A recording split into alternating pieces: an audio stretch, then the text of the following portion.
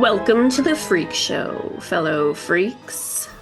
I'm Matthew Brockmeyer, And I'm Christa Carmen. and this is Murder Coaster.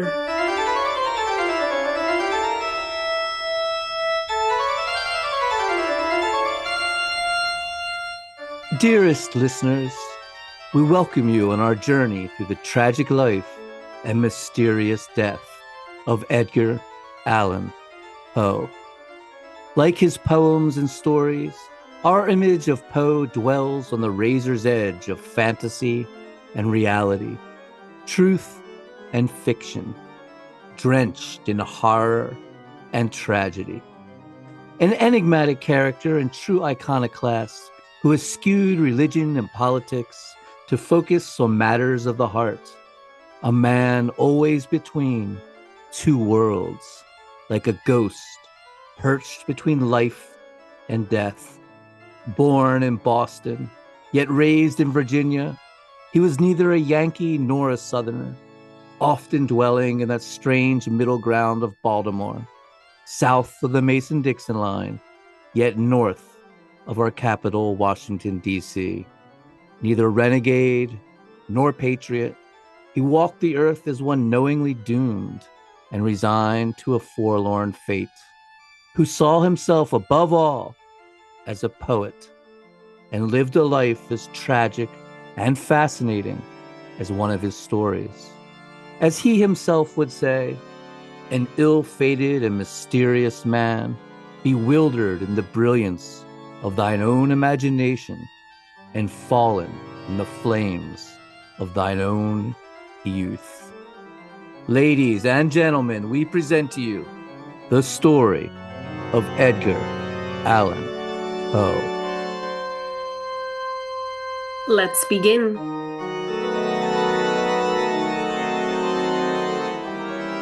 Prologue. The Murder Plot. Summer 1849.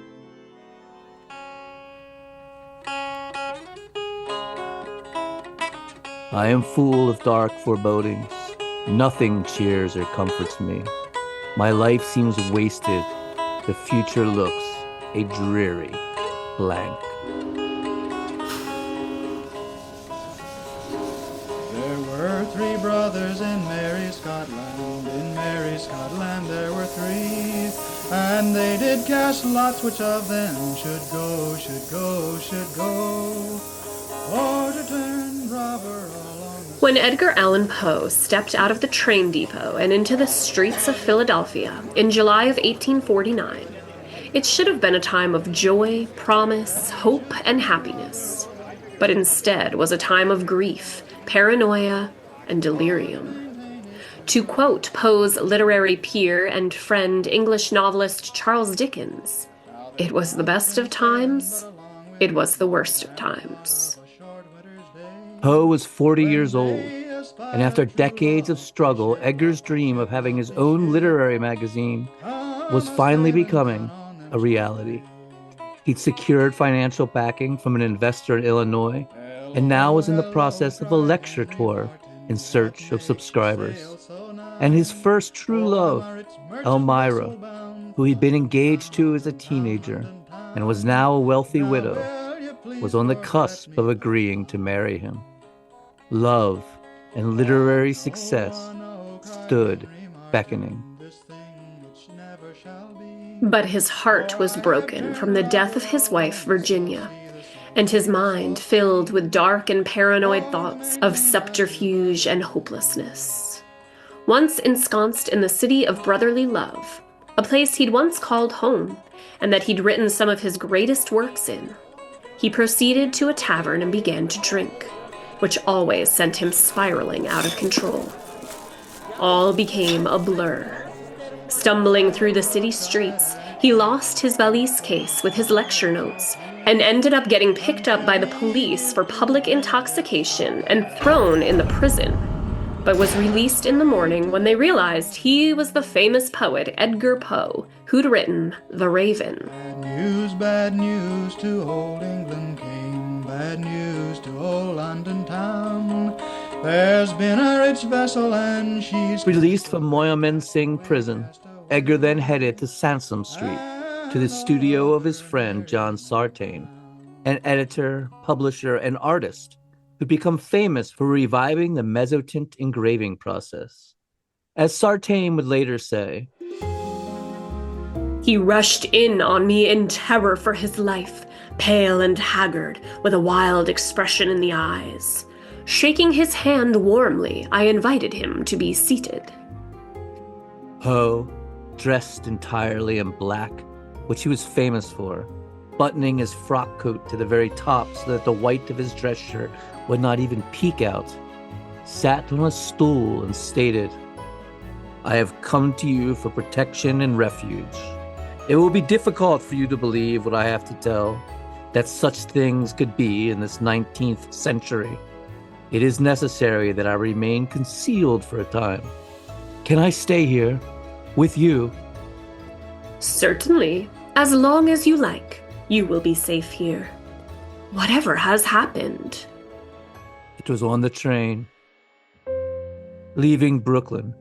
You know how my sense of hearing is so wonderfully acute.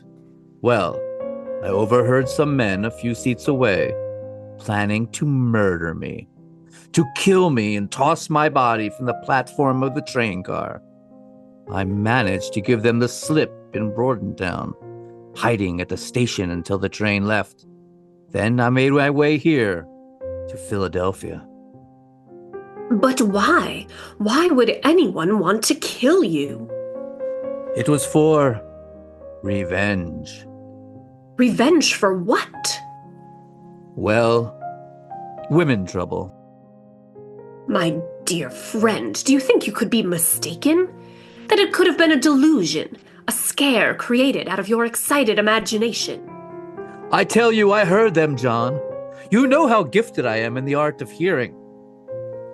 As Sartain shook his head and went on with his engraving work, Poe talked to him in a stilted and agitated manner that sometimes made little sense, from paranoid rants to thoughts of suicide to covert actions of subterfuge to thwart his would-be assassins.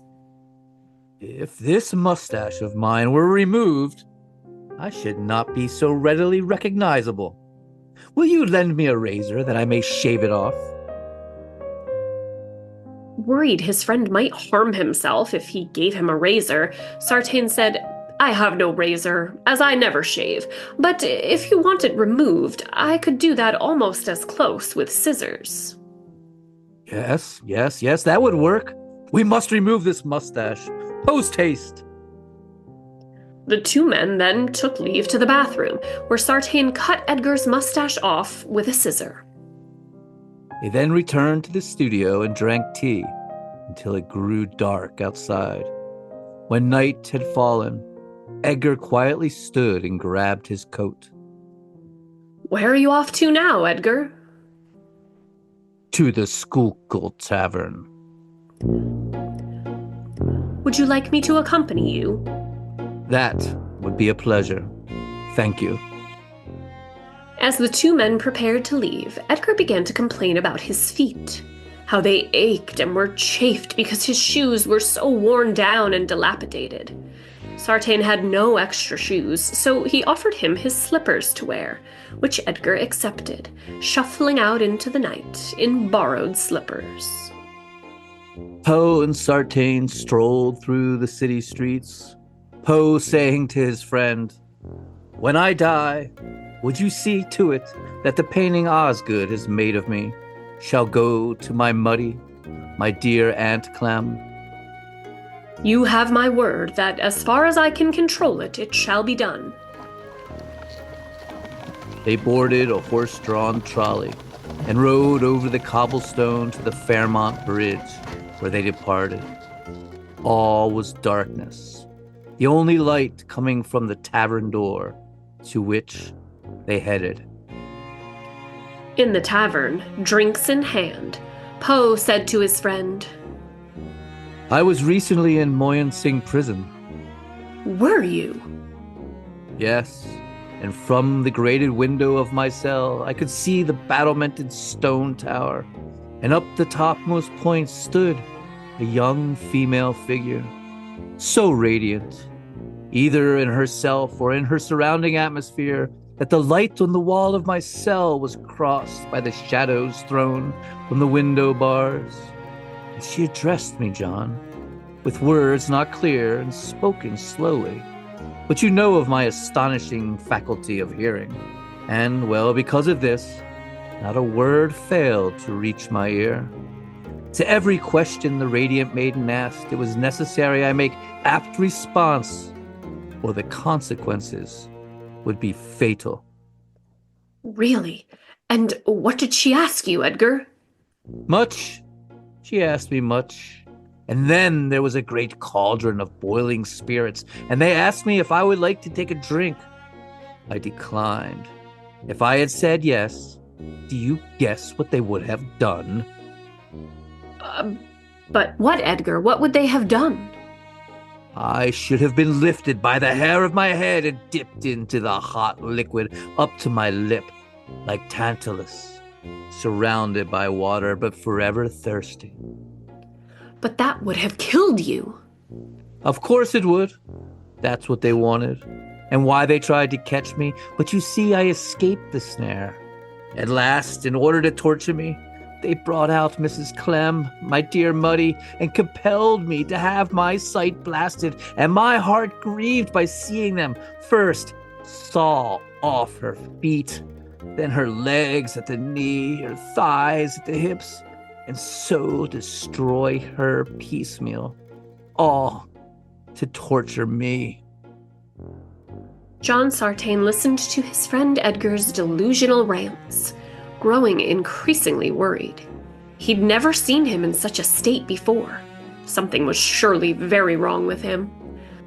John then took Edgar back to his home, made a bed for him on the sofa, and, worried, slept alongside him, laying across 3 chairs, fully dressed. The next day, Sartain saw to it that Edgar ate well and rested, and by the second day, Poe appeared to have become so much like his old self again. The delusions gone, that weird look in his eye receded, that when Poe said he wanted to go for a walk, as was his wont, Poe was well known for his long ambling walks, John trusted him enough to leave the studio alone. Edgar Allan Poe walked out into the Philadelphia morning, and coming upon a small field of dew-covered grass, laid down upon it, face first, digging his nose into the earth, his mind swimming with the scent of soil and sweetgrass. Words ran through his mind, but he could not connect them with who spoke them, and as if coming out of a dream, he awakened, and his mind began to clear. Yes, his friend John Sartain had been right. It was a delusion, all of it, a scare created by his own excited imagination. Poe returned to his friend and told him he felt much better, then left him with his latest poems to publish, Bells, which was a musical piece, and Annabel Lee, an elegy and lament for the dead, which he'd written after the death of his beloved wife, Virginia. Then he said he was off to New York, which made no sense since he'd just been there and was supposed to be continuing south to Virginia. But Poe didn't go anywhere. He stayed in Philadelphia and continued to drink. I, too, have stayed in Philadelphia and continued to drink.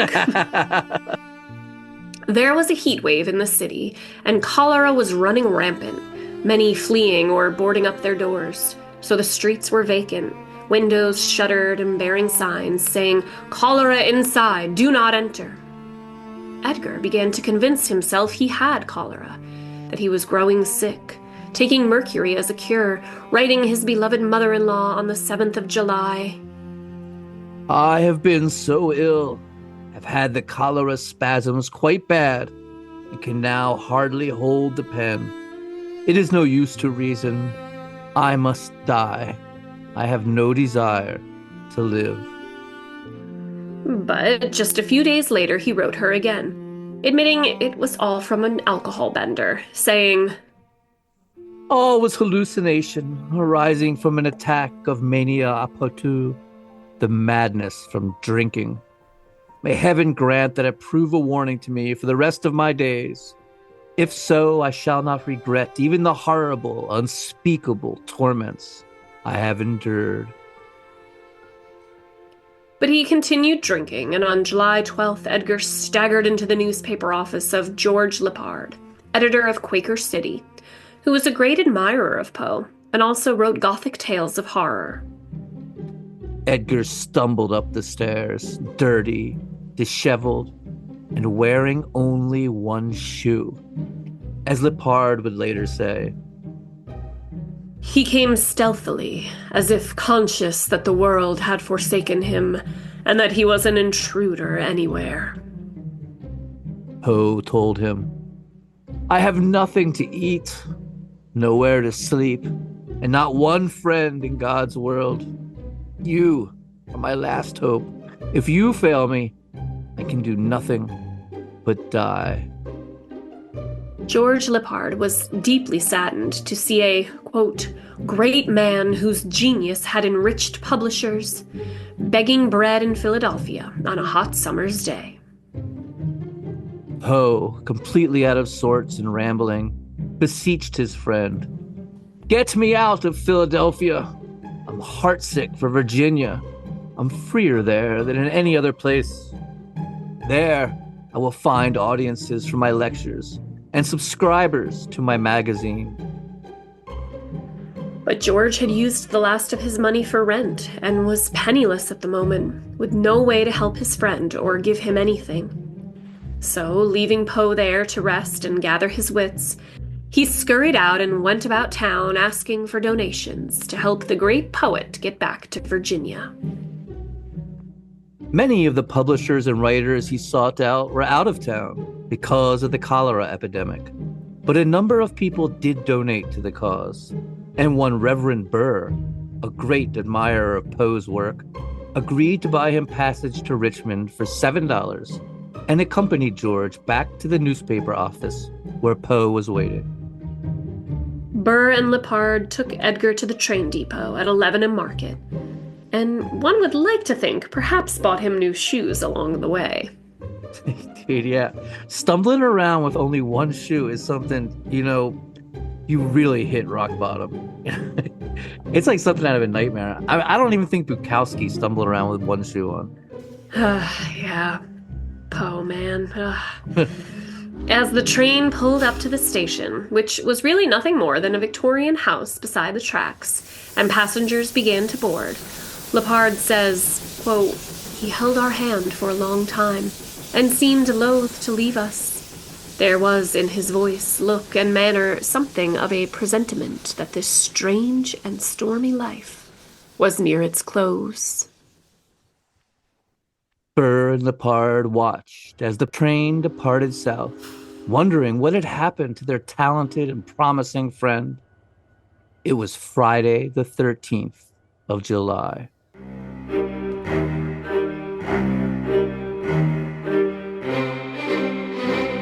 "13 weeks later, on October 3rd, Edgar Allan Poe would be found in a near comatose state in a Baltimore saloon and polling place, wearing someone else's clothing and brought to a hospital. And days later, he would be dead from what the doctor stated was a congestion of the brain. What really killed him is as much of a mystery as what he was even doing there in Baltimore, or why he was wearing ill-fitting clothes that were not his own. Speculation on the cause of death for the great poet Edgar Allan Poe ranges from murder to diabetic coma to liver failure to brain tumor, encephalitis, syphilis, suicide, heart disease, carbon monoxide poisoning from illuminating coal gas, hydrocephalus. Some even make speculations based on literary clues or poetic justice, thinking since he'd often written of black cats and was known to be quite fond of the creatures, perhaps he'd been scratched by a mean-spirited stray and contracted rabies. Many of these, as fun as they are demonstrably false. As Poe would say, fancy unto fancy. And we'll go over them when the time comes. But one thing there can be no doubt of, on Sunday, October 7th, 1849, after ranting to spectral objects that only he could see, the most read American writer in the world, the great critic, poet, and storyteller, Edgar A. Poe, ceased to breathe air into his lungs. His heart stopped, and his physical body ceased to live. Less than 10 people attended his funeral. He was placed in an unmarked grave in the simplest of caskets, without even a pillow to rest his head upon. A headstone was ordered reading, "Here at last he is happy," but it was destroyed when a freight train went off the rails. Can't even make that shit up, man. It's so crazy. His obituary, written by a mysterious figure named Ludwig, that would later be revealed to be one of Poe's many literary enemies, an anthologist named Rufus Griswold. And what a name, really. Rufus fucking Griswold. I wonder if this is where Harold Ramis got the name for the family in the Vacation movies. Anyway. Yeah, that's a villainous name if I've ever heard one, or like a shenanigans name. Rufus wrote, in part, Edgar Allan Poe is dead. He died in Baltimore the day before yesterday. This announcement will startle many, but few will be grieved by it. He walked the streets in madness or melancholy, with lips moving in indistinct curses, or with eyes upturned in passionate prayers, never for himself, for he felt, or professed to feel, that he was already damned. While incredibly insulting and not true, for Poe was deeply loved and mourned by many. He was engaged to get married. He had friends, admirers, and fans the world over. This slanderous and infamous obituary would create the image of the gothic and haunted poet of horror, a drunken and drug-addled madman akin to Dostoevsky's Underground Man in Notes from the Underground.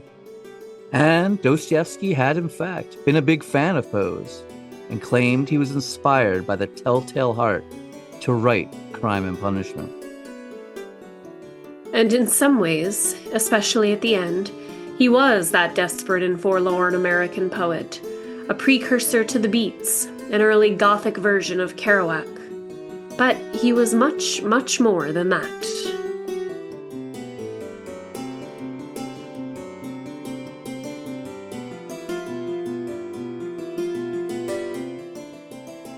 Chapter 1. The Birth of a Poet.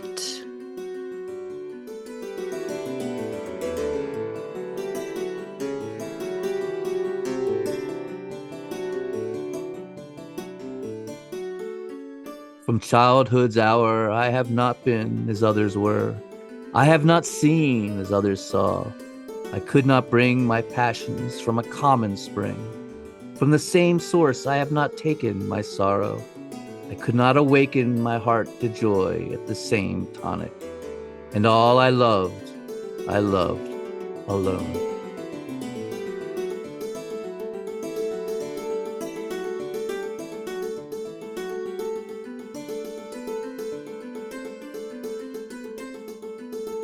On a chilly, moonless night on January 19th, 1809, in a Boston, Massachusetts boarding house near the Boston Common, Edgar Poe was born, the second child of American actor David Poe, Jr., and English-born actress Elizabeth Arnold Hopkins Poe. Edgar's great-grandfather, John Poe, had immigrated to America from County Cavan, Ireland, with his wife and son David in 1750, first living in York, Pennsylvania, but eventually settling in Baltimore, Maryland. David, Edgar's grandfather, was a quartermaster general in the Maryland line during the Revolutionary War. After the war, he ran a dry goods business in Baltimore, and his namesake, son, David, Edgar's father, was born July 18th, 1784. David Jr. was groomed to become a lawyer, but caught the thespian bug, and at 20 gave up law to become an actor, soon falling in love with a pretty young actress named Eliza Arnold Hopkins, with raven black hair, a pale complexion, and large, luminous eyes. On June 20th, 1804, David Poe and Elizabeth Hopkins starred together in a Richmond production of Thomas Morton's comedy, Speed the Plough, and were a couple soon afterward. Elizabeth, or Eliza as she was known, came from a theatrical family in England. Her father died when she was just 2, and her mother emigrated to Boston in 1796. At just 9 years old, Eliza was on the stage at Boston's Federal Street Theater singing William Reeves' The Market Lass. By the time Eliza was 17 and sharing the stage with David Poe, she was on her way to becoming one of the most popular performers in the country. David and Eliza married in the spring of 1806 and settled down in Boston. On January 30th, 1807, their first child was born, a son they named William Henry. Soon after giving birth to Henry, Eliza continued her stage career, her star growing brighter and brighter, a favorite with critics who praised her versatility, dancing, and singing. But while David was handsome and had a good singing voice, he lacked training, was often stilted and awkward on the stage, didn't have that inner grace and natural ability. One critic would write, "The lady was young and pretty, and evinced talent both as singer and actress. The gentleman was literally nothing." The harsh criticism was devastating to David, who'd given up a promising law career to become an actor. And David was short-tempered and hypersensitive as well. He'd threatened to attack critics, and when audiences booed his performance or hissed, he'd step out of character and loudly insult them, always finding solace afterwards with liquor. In early 1809, they had their second child, also a boy, whom they named Edgar, after the manager of the Charleston comedians who'd long encouraged Eliza's career. And so, Edgar Poe came into the world.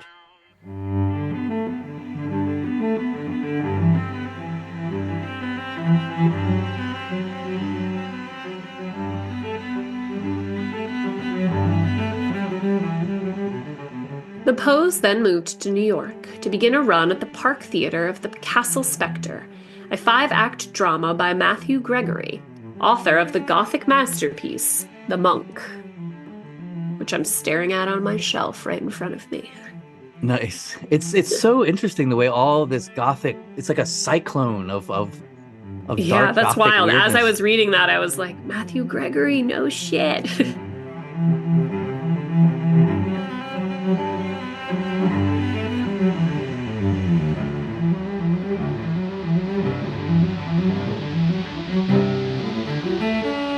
For little Edgar Poe, just an infant, this move would mark the beginning of a life of constant travel, of never staying in one place too long, of never feeling truly at home anywhere.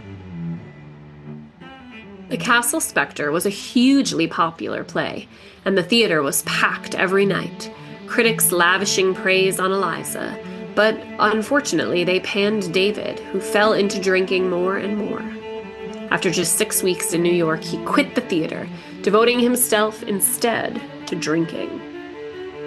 But Eliza carried on, appearing in a number of Shakespeare plays, before the family finally moved to Richmond, Virginia, and had another child, a girl this time named Rosalie Mackenzie. At this point, David, now a full-on drunkard, abandoned his family. It is not known whether this was before or after the birth of Rosalie. I feel like I do know that's true, but I do feel like most things say it was like right after her birth. I feel like more things say that than say otherwise. Just interesting that I feel like after the birth of a new baby is more stressful, so it kind of makes sense. But Yeah, Eliza, but we think that seeing a little baby like that would inspire hope in you. You know what I mean?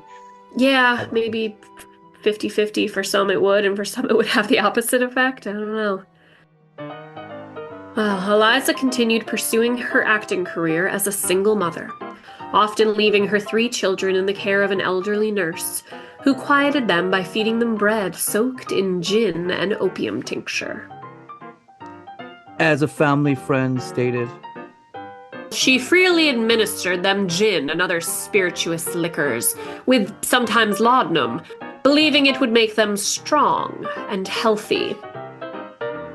little Edgar would have been just 1 year old when the elderly nurse administered alcohol and opium to him and his siblings.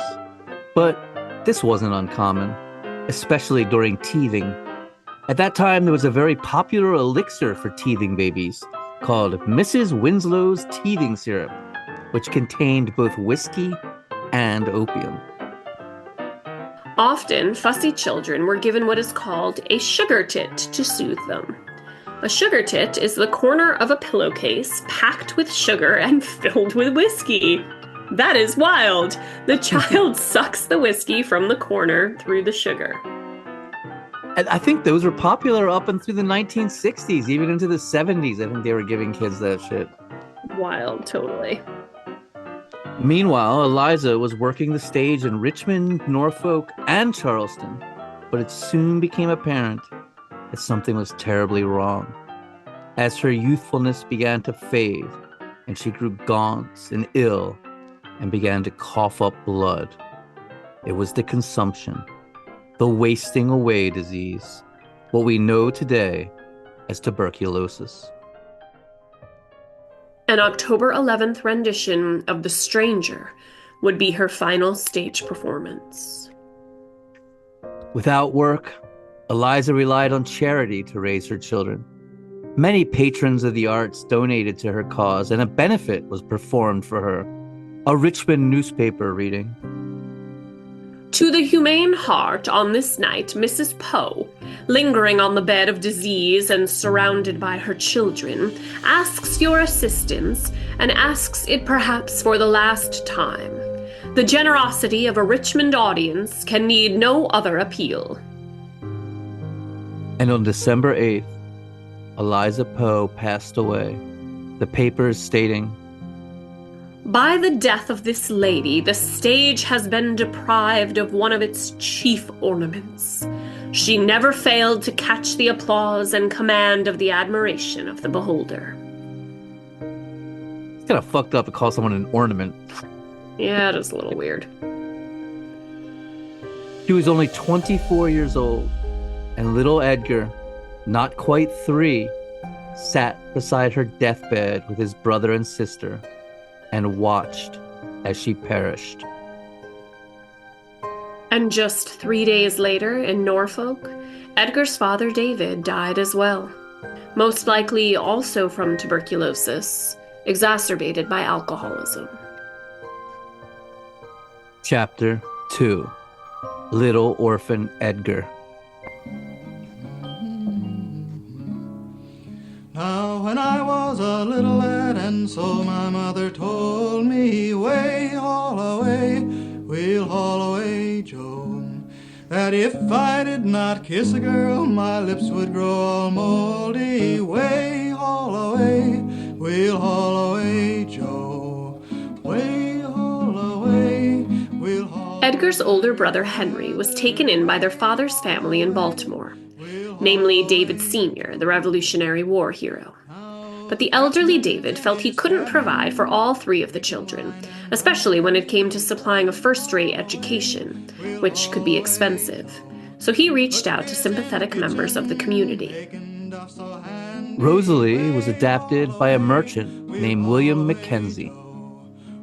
And little 3-year-old Edgar became the foster child of a wealthy merchant couple known for their benevolence, named John and Frances Allen.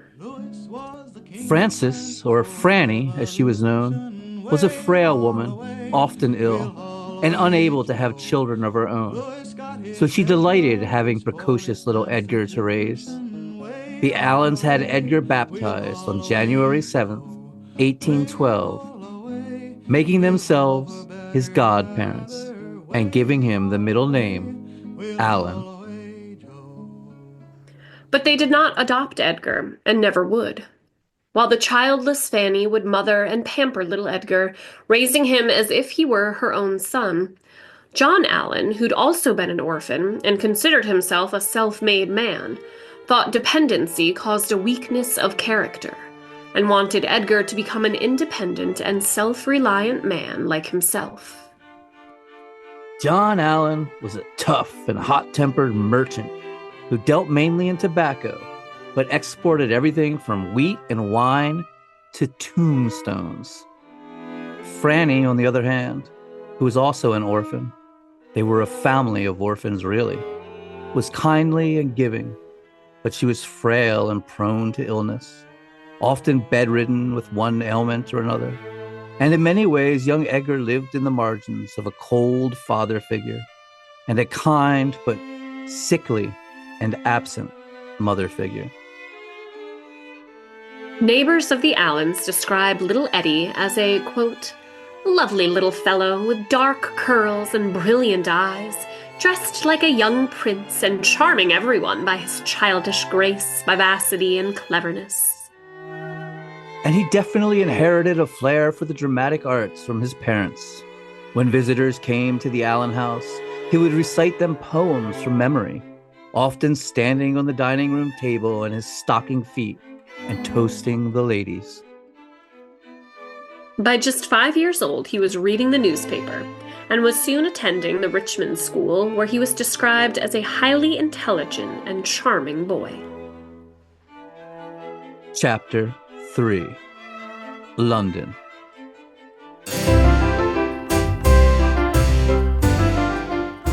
The War of 1812 had badly hurt trade for merchants like John Allan, but when hostilities with Britain ended with the Treaty of Ghent, John felt emboldened to expand his operations and open a London office to increase business and prestige. And so, on June 23, 1815, the family boarded the steamship Luthier for England, young Edgar asking that it be recorded that he was, quote, not afraid of coming across the sea. After 34 grueling days at sea, they docked in Liverpool and settled down in London. In April 1816, enrolled as simply Edgar Allan, Eddie was sent to the Chelsea boarding school, where he studied for 2 years. And in 1818, he switched to the Manor House boarding school, where his great gift for languages began to blossom, as he excelled in Latin and Greek.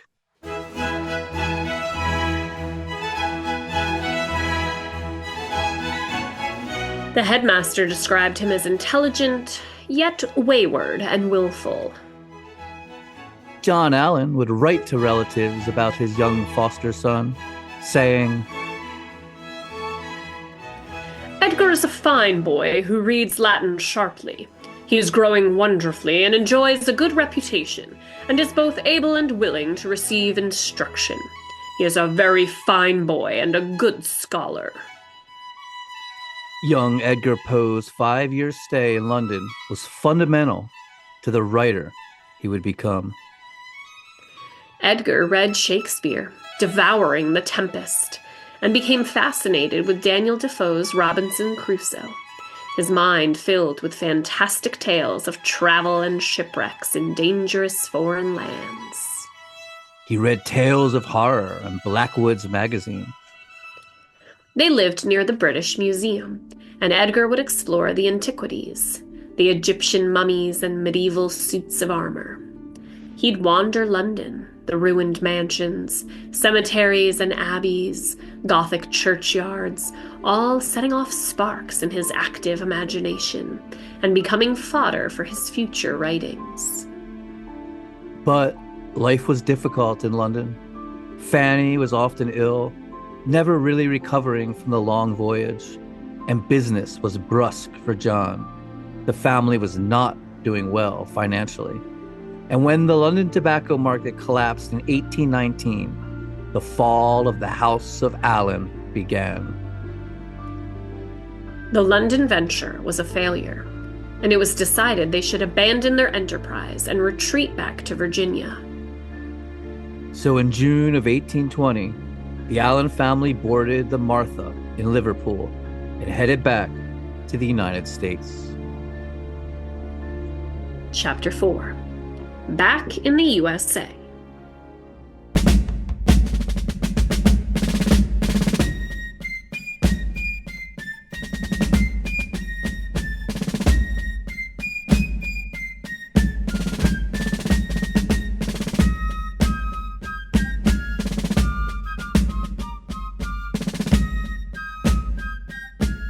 Back in Richmond, Virginia, Eddie, now 11 years old, enrolled in the school of Joseph H. Clark under the name Edgar Poe, losing the Allan altogether. Edgar impressed his instructors with his excellent Latin, in particular his ability to decline an adjective. And he showed a new ambition: a poet. Young Edgar Poe wished to be a poet. At Clark's school, he read Ovid, Caesar, Virgil, Cicero, and Horace, all in Latin. He read Homer in Greek. And as his schoolmaster would say, he, quote, wrote genuine poetry. The boy was a born poet. Even in those early years, Edgar Poe displayed the germs of that wonderfully rich and splendid imagination which has placed him in the font rank of the purely imaginative poets of the world. In 1823, at 14, Edgar enrolled in the William Burke Seminary for Boys. Here he excelled not only academically, but physically as well. One classmate saying he was the, quote, swiftest runner, the best boxer, and the most daring swimmer in all of Clark's school. Though he was slight, he was wiry and sinewy, incredibly strong and tenacious. He became a local celebrity for swimming 6 miles of the James River against the tide, going from Ludlam's Wharf to the Warwick Bar, his compatriots in a boat by his side cheering him on. To this day, no one has been able to do it again. He was also known for his skill in fighting. When a boy named Miles Selden called him a liar and a rascal, Poe challenged him to a fist fight, even though Miles was much larger and heavier than himself. At the outset of the fight, Poe didn't engage, just let his larger opponent flail away at him as Edgar defensively ducked or just took the blows, until it reached the point where the large boy had worn himself completely out with his wild swinging, was out of breath, having trouble even keeping his hands up.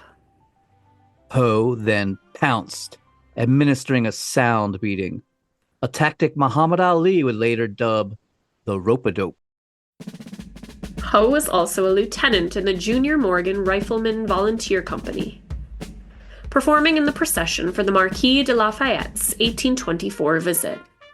While always an iconoclast and an outsider at heart, Poe would always eye the military with a romantic bent. Despite his academic and athletic accomplishments, Poe was still viewed as below his peers. Richmond was a very aristocratic and class-conscious city, and Edgar was regarded as the orphan child of actors, living off the generosity of a merchant who had yet to adopt him and make him his heir. Indeed, it was a time of deep class differentiation. Up until this point, it had been the quote-unquote planters, the plantation owners, the growers of crops, who were the upper class in Virginia and the wealthiest. But for the first time in history, it was now the merchant class who were becoming richer and more powerful, and a power struggle was at play. So Poe begins to romanticize the idea of the loner, the outcast, the lost poet and dynamic free thinker, and Lord Byron becomes his hero and role model. Lord Byron, who had just died a few years earlier, was a prominent British poet and a leading figure in the Romantic movement, who was known for leading a wild and flamboyant life and was quite the celebrity. Did you know this? That Byron traveled with like a literal menagerie, like peacocks, a whole pack of dogs, monkeys, and would just roll up to town with this menagerie with him. It's like a circus. Yeah, it's wild. I found that out recently and I was like, yes, this tracks. His poems, like Don Juan and Childe Harold's Pilgrimage, were rich and emotional, with an outsider spirit, an ideal young Poe clung to. Byron ended up in Greece, fighting in the Greek War of Independence against the Ottoman Empire, ultimately dying there of a fever in 1824 at the tender age of 36. So, like Byron, his hero, Poe feels superior, yet an outcast, sees himself as a wild rebel, an outsider. He writes an entire volume of poems, inquiring to his schoolmaster about getting them published. But he's told the wise thing to do is wait, as he wouldn't be taken seriously at such a young age. He was only 14. And Edgar begins to put on amateur stage productions under a tent in a vacant lot, charging 1 cent for entry fee. He's in a little gang of artist hoodlums, all of which is frowned upon by his foster father, John Allan, who sees it all as beneath their merchant class.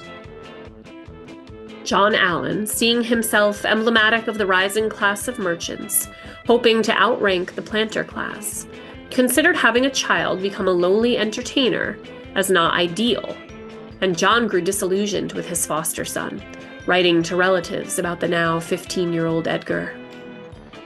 He is miserable and sulky and ill-tempered. Why I have put up so long with his conduct is little less than wonderful. The boy possesses not a spark of affection, not a particle of gratitude. I have given him a much superior education than I ever received myself.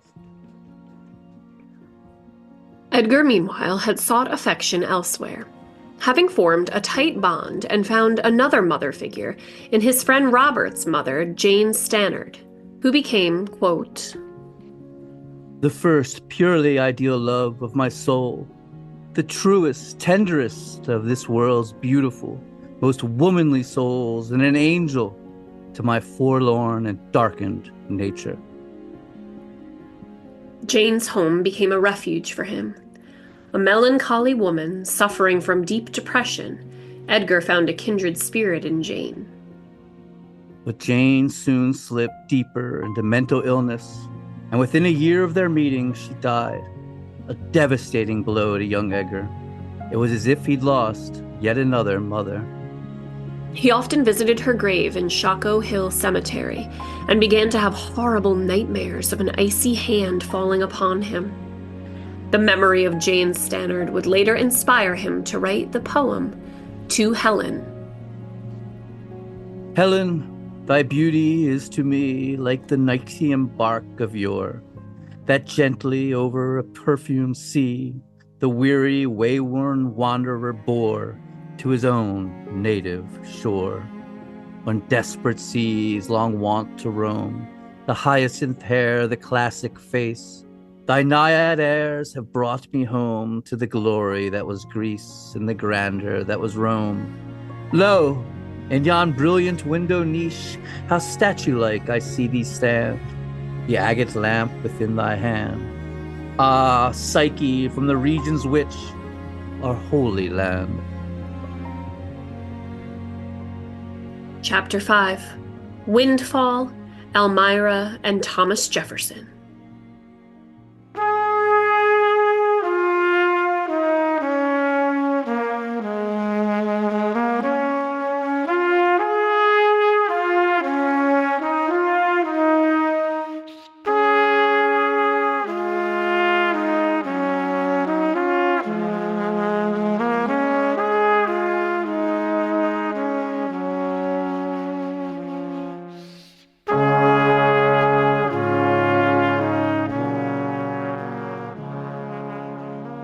Then a great windfall befell the family.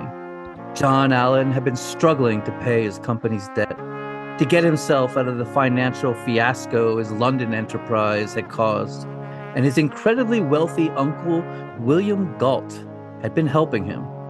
The two had become partners of sorts, and on March 26, 1825, when William Galt died, he left his immense fortune to his nephew, John Allan. With his uncle's fortune, John Allan became one of the wealthiest men in Richmond, and immediately bought a brick mansion on the corner of Main and Fifth called Moldavia, which was a symbol to him of both his prestige and the rise of the merchants over the planter class, as the mansion had belonged to one of the oldest and most prestigious families in Virginia, planters who were forced to sell it. And it was that summer that 16-year-old Edgar would meet the first great love of his life, Sarah Elmira Royster, his 15-year-old neighbor. Edgar and Elmira fell passionately in love in that way in which teenagers do. She described him as being a beautiful but sad boy. They pledged their commitment to each other, Edgar proposing, and secretly, the two were engaged. But it was a doomed relationship, marred by class struggles. Edgar was still seen as the orphaned son of actors, living off of charity. John Allan had still not adopted him or named him as an heir, and so Edgar was deemed not worthy of Elmira by her father. In February, Edgar left Richmond to attend the University of Virginia in Charlottesville, writing letters to his dear fiancée Elmira, but sadly, the letters were all intercepted by her father, and Elmira, hearing nothing from her love and thinking she'd been jilted, then married successful Richmond businessman Alexander Shelton. Elmira would later say, "I married another man, but the love of my life was Edgar Poe. I never loved anyone else." Edgar, meanwhile, was now a student at the brand new University of Virginia, which had just opened that October, having been founded by none other than former President Thomas Jefferson, who designed the university's original buildings and layout, including the iconic rotunda and the lawn. The University of Virginia was a wild place, rough and tumble, still very much under construction, the buildings unfinished and unheated, the roads and pathways all mud. And Thomas Jefferson had intentionally fostered a wild and free-spirited atmosphere. He envisioned the college as a place for the sons of wealthy Virginia planters, whom he saw as, quote, spiritless fellows who would chafe at the strict discipline of schools like Harvard or Yale. So he established a code of behavior that set aside restrictive rules in favor of self-governance. This experiment was not a success. During the first year, there was a student uprising where students threw bricks, books, and bottles of urine at the professors. In his first letter home, Edgar says that fights were so common that no one even took notice of them, and that many of the students were armed with pistols. And history indeed shows that the students, mostly spoiled children of aristocrats, were a rowdy bunch, drinking and brawling, dueling and gambling, giving the university a dangerous reputation. And only 10% of the students at the time ended up graduating. Poe took up quarters in room 13 of the West Range dormitory, and in spite of all the chaos, did extremely well. Edgar majored in foreign languages, French, German, Spanish, Latin, Greek, and Italian, studying under the first professor of modern languages teaching in the United States, George Wilhelm Badermann, a German scholar who introduced Poe to the most advanced theoretical school of German Romanticism at the time, which had a profound influence on his later writing. In order to foster a sense of community and intellectual exchange, Thomas Jefferson hosted Sunday dinners at his Monticello home for faculty and students, and Poe attended several of these. But sadly, Before he could develop any relationship with the freethinker and former president, Thomas Jefferson died on July 4th.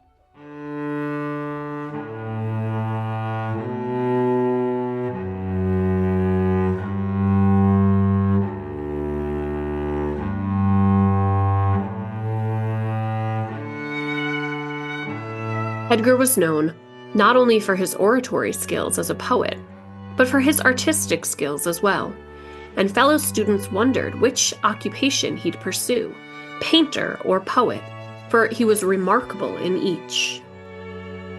One former classmate describes him as, quote, very excitable and restless, at times wayward, melancholic and morose, but in his better moods, frolicsome, full of fun, and a most attractive and agreeable companion.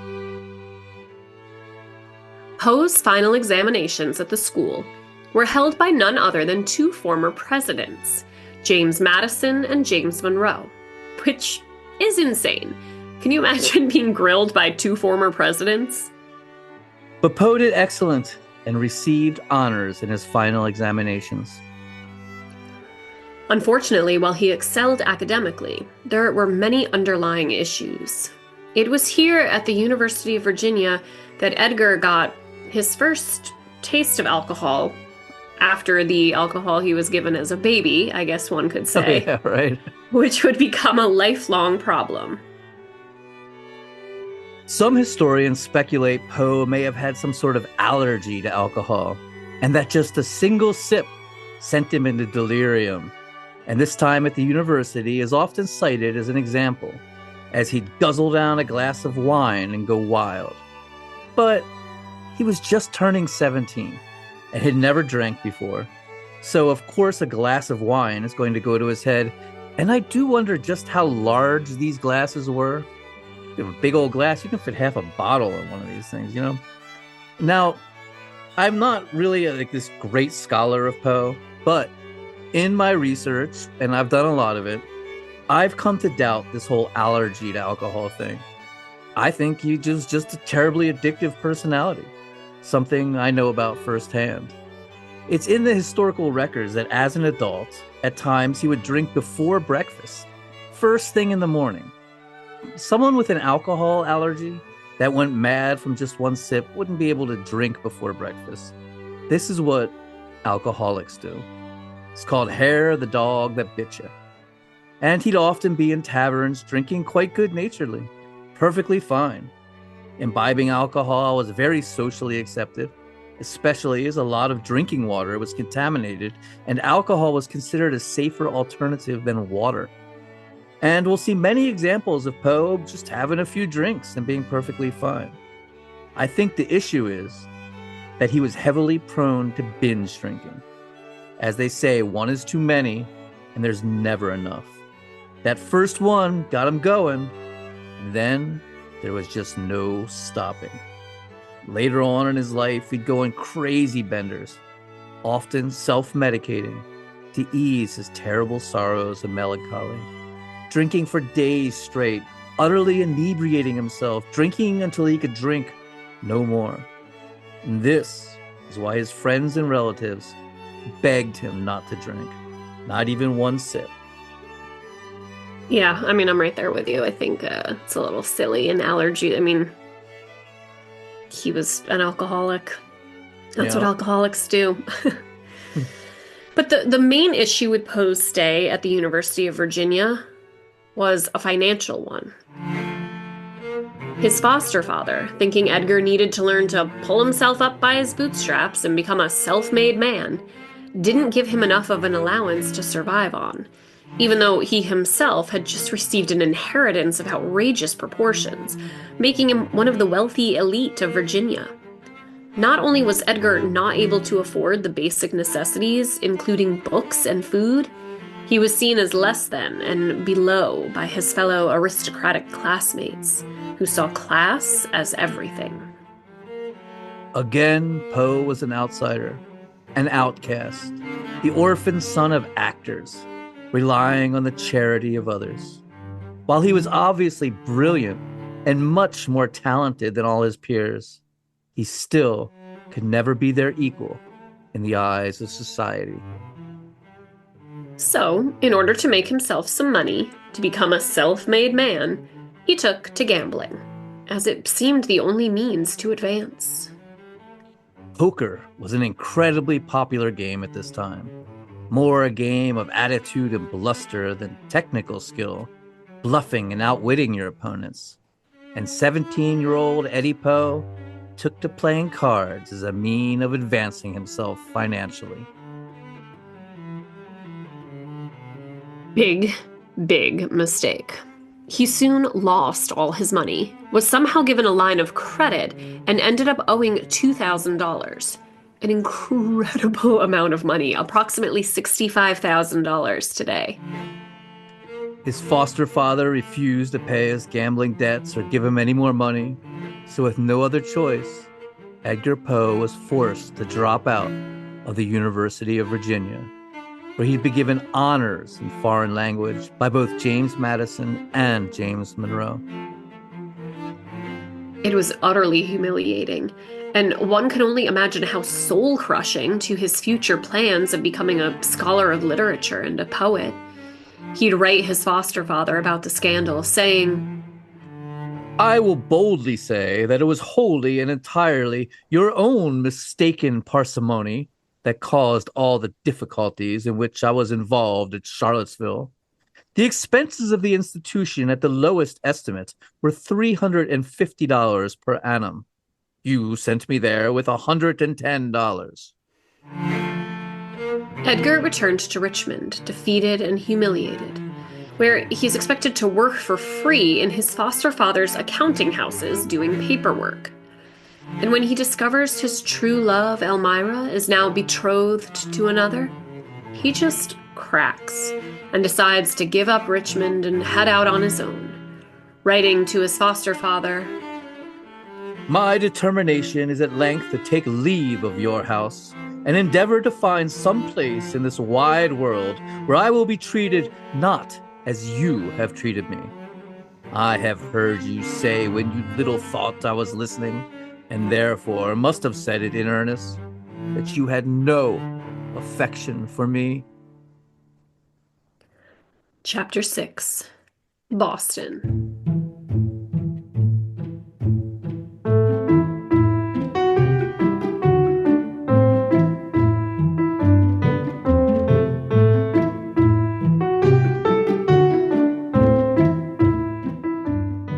Edgar headed back to the place of his birth.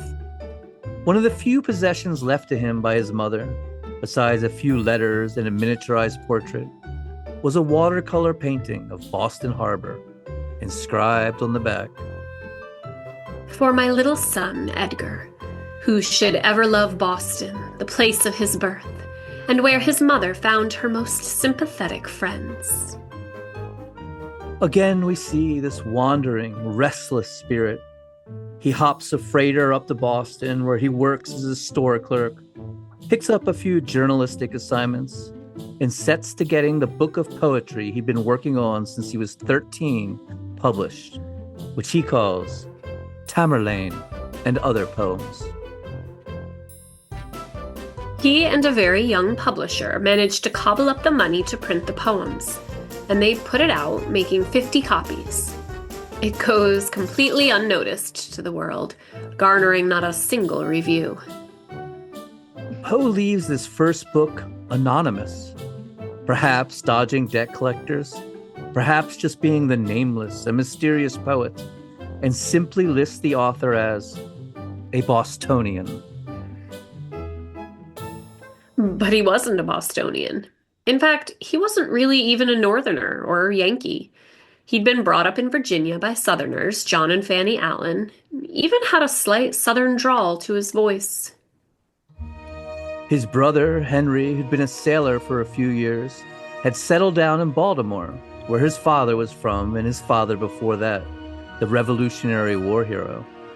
Baltimore, that weird no man's land between the North and South, not quite either of them, a place that always seemed to beckon and call. Baltimore, the place that would one day own him, literally and figuratively. And his brother was writing in Baltimore as well, getting published in the North American Journal of Politics, Science, and Literature, writing both poems and adventurous tales at sea. So Edgar, not really fitting into Boston society, again accumulating debts and feeling lost, like many young people romantically looking for adventure and escape, a new life, joins the military, signing up for a 5-year hitch with the Army, enlisting as Edgar A. Perry, most likely as a means of escaping his creditors for a time. He was assigned to Battery H of the 1st Artillery in Fort Independence, Boston Harbor. Then in November 1827, he was sent to Fort Moultrie near Charleston, South Carolina, on Sullivan's Island. He spent over a year on this barren little island in South Carolina, surrounded by the sea, dreaming of hidden treasures and pirates. He'd used this desert island in several stories, including the oblong box and the balloon hoax, but most importantly, for the gold bug, a story which would be his big break and be his most widely read tale during his short lifetime. A story which would go on to inspire writers as diverse as Robert Louis Stevenson and Stephen King. Here is how Edgar described the island in The Gold Bug.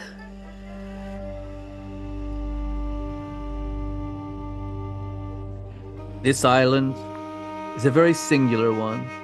It consists of little else than the sea sand and is about 3 miles long. Its breadth at no point exceeds 1/4 of a mile.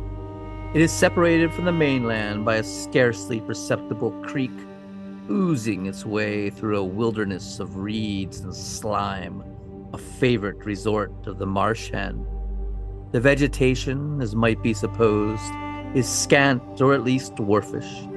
No trees of any magnitude are to be seen.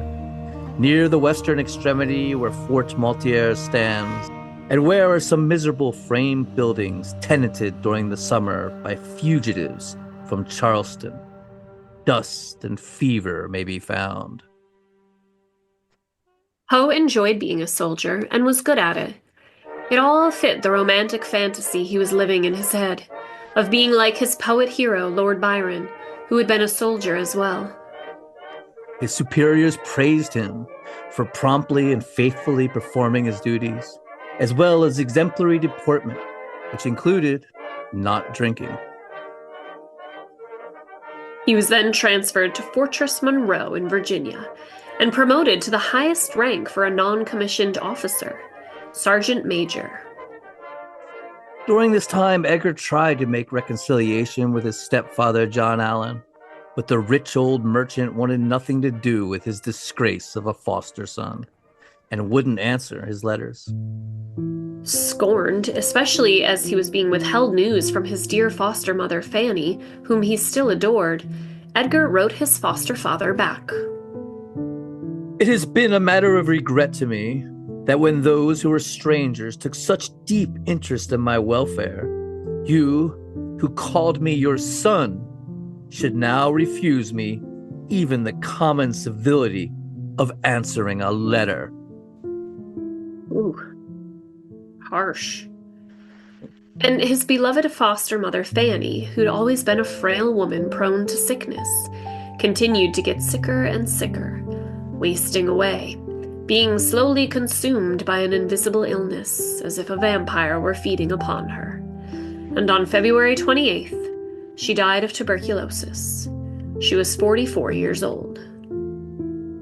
Fanny had often tried to reconcile things between John and Edgar, and had always loved Edgar like a child of her own.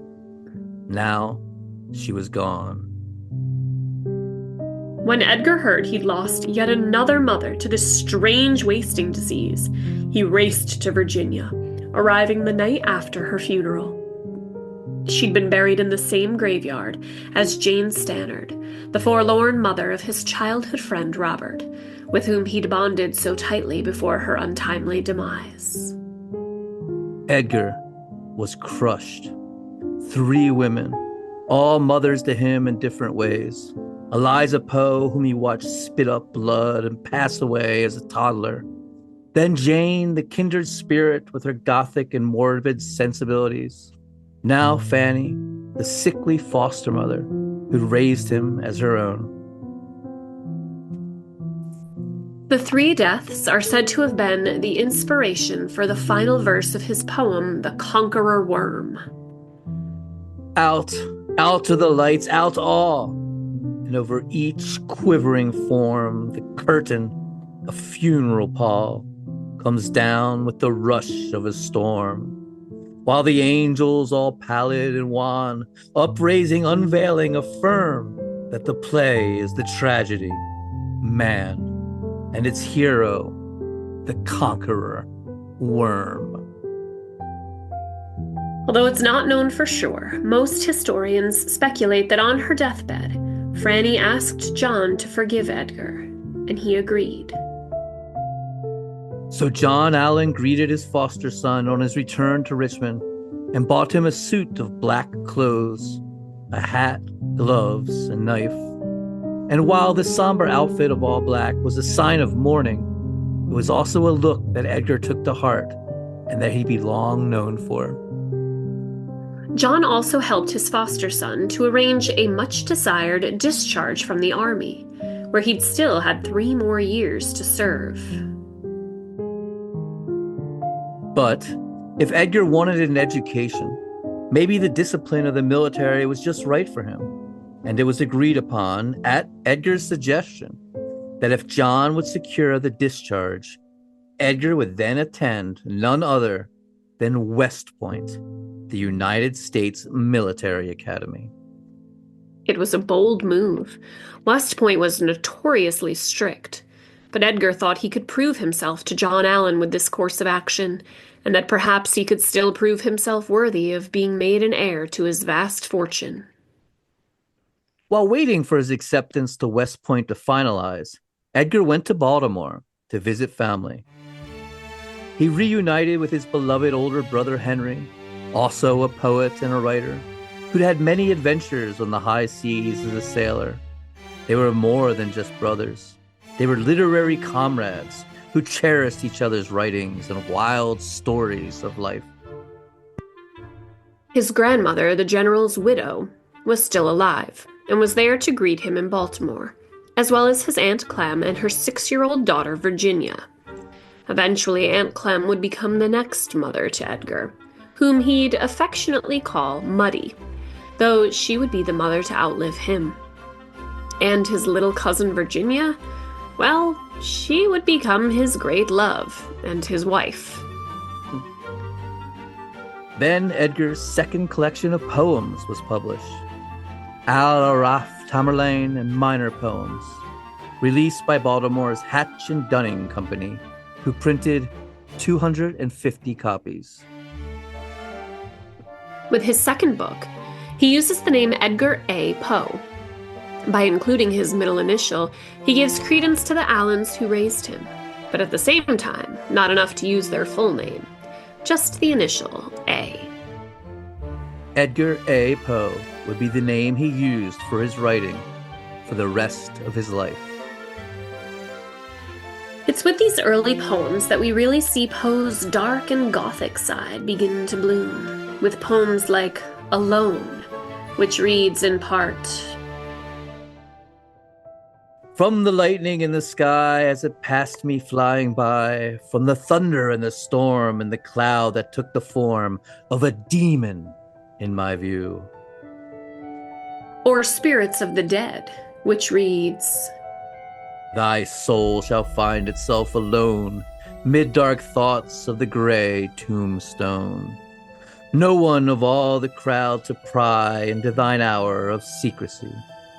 Be silent in that solitude, which is not loneliness, for then the spirits of the dead, who stood in life before thee, are again in death, and are thee, and their will shall overshow thee. Be still. He was also getting poems published in literary journals, where they were getting noticed. One critic saying, quote, though nonsense, quite exquisite nonsense, end quote. That's some review there. And then on June 20th, 1830, 20-year-old Edgar Allan Poe arrived at West Point, a compound perched high above the Hudson River, the oldest and most elite military academy in America.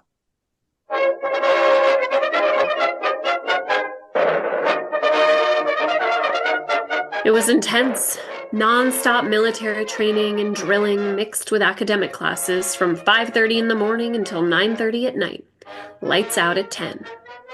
Alcohol was prohibited, as was the reading of novels and plays. Life for Edgar Allan Poe went about as well as you'd expect at West Point. He was a good soldier. He had a romantic respect for the military, seeing it in poetic terms like his hero, Lord Byron, who died on the battlefield. And of course, he excelled academically, his gift with languages a great asset. But he was Edgar Allan Poe, a restless and wild-spirited poet, and grew bored and got into all kinds of wacky hijinks. The goofy stunts and pranks he and his friends pull, it's like a gothic Animal House, going to the tavern and smuggling in brandy. And if you want to hear more about Edgar Allan Poe's wacky gothic Animal House hijinks, you're going to have to tune in next week for part 2 of the life and death of Edgar Allan Poe, for we have unfortunately run out of time today. Thank you so much for listening, everyone, and we hope you have enjoyed yourselves. And if you want to reach out and say hi, drop us a line at murdercoasterpodcast@gmail.com. That's murdercoasterpodcast@gmail.com. We will see you next week for part 2 of the life and death of Edgar Allan Poe.